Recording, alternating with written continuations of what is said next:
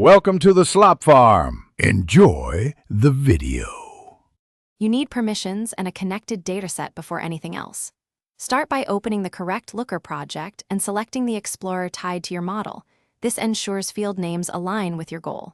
Once in an Explorer, add a narrow time filter and one primary dimension so queries run fast. Use the field picker to include 2-4 measures. This gives immediate feedback. Make sure to save a working query name, because once you iterate, returning to a stable base speeds every subsequent step.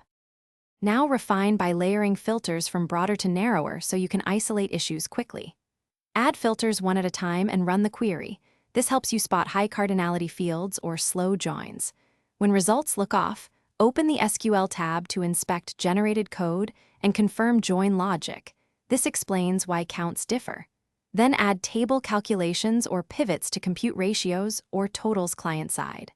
Once done, adjust sorts and limits to make a clean dataset for finish by saving your look and pinning it to a dashboard or scheduling it for delivery. This automates distribution. Make sure to document filters and metrics in the look description so viewers reproduce results. If performance lags, inspect the query history for runtime spikes and test eliminating expensive fields. When numbers disagree, validate join keys in the model and double-check derived tables or persistent derived tables. A single troubleshooting tip.